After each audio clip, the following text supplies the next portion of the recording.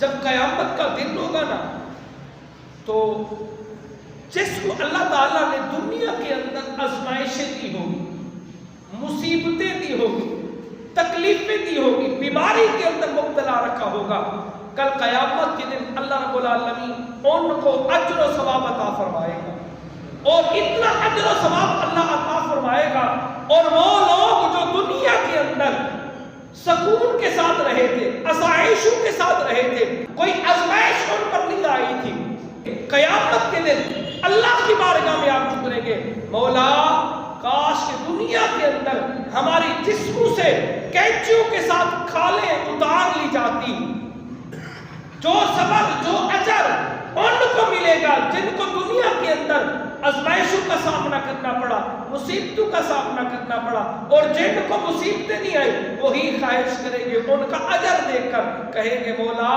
کاش کہ ہمیں بھی دنیا کے اندر ہمارے جسم کینچیوں کے ساتھ کاٹے جاتے، کھالیں اتار لی جاتی، لیکن اللہ رب العالمین ان کو اتنا اجر عطا کرے گا کہ وہ آرزو کریں گے، وہ تمنا کریں گے۔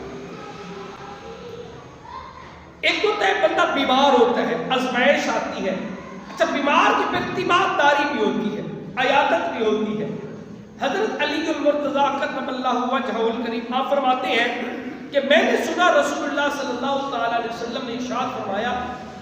کہ جب بندہ مومن کسی بیمار کی عیادت کرتا ہے نا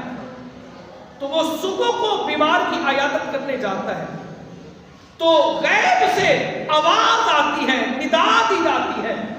اے بیمار کی عیادت کرنے والے تمہیں خوشخبری ہو، تم نے اس عیادت کی برکت سے اپنا گھر جنت کے اندر بنا دیا۔ یہ بیمار کی عیادت کرنا کوئی کم ثواب نہیں ہے۔ اللہ رب العالمین کے فرشتے ندا دیتے ہیں، آواز لگاتے ہیں، کہتے ہیں اے بندہ مومن تو نے جو کام کیا ہے، جو عمل کیا ہے، جو تو نے مریض کی عیادت کی ہے، جا کے اس کی تیمارداری کی ہے، جا کے اس کو دکھ سکھ پوچھا ہے، اللہ بھی راضی ہو گیا ہے، اور بدلے میں تمہیں اجر کے طور پر فرشتوں کے ذریعے ندا لگواتا ہے، اے بندہ مومن تیرا چل کر اس مریض کے پاس جانا، عیادت کرنا، رب بھی خوش ہے، ساتھ کے اندر تجھے اجر بھی دے رہا ہے اور کہہ رہا ہے تیرا چلنا مبارک ہو اور تیرا چل کر جانا جنت کے اندر گھر بنا ہے۔ پھر حضرت علی فرماتے ہیں حضور علیہ السلام نے فرمایا جب بندہ صبح کو چلتا ہے پھر بندے کی جا کے عیادت کرتا ہے، پھر اللہ رب العالمین کے فرشتے اس بندہ مومن کے لیے جو عیادت کرنے جا رہا ہے صبح کو اللہ کی بارگاہ میں بخشش کی دعا کرتے ہیں، شام تک کرتے رہتے ہیں، حتیٰ کہ اگر بندہ مومن شام کو جاتا ہے عیادت کرنے تو فرشتے اللہ کے پھر شام کو اس کے لیے مغفرت کی دعا کرتے رہتے ہیں، حتیٰ کہ صبح ہو جاتی ہے اس کے لیے بخشش کی دعا کرتے رہتے ہیں۔ بتائیں نا آج تو کوئی کسی کے لیے دعا بھی نہیں کرتا،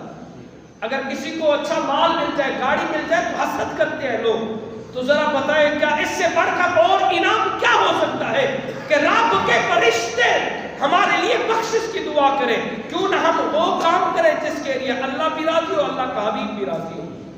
اور مفت کا اجر بھی ملتا رہے۔ وہ کیا کون سا کام ہے؟ وہ مریض کی عیادت کرنا ہے۔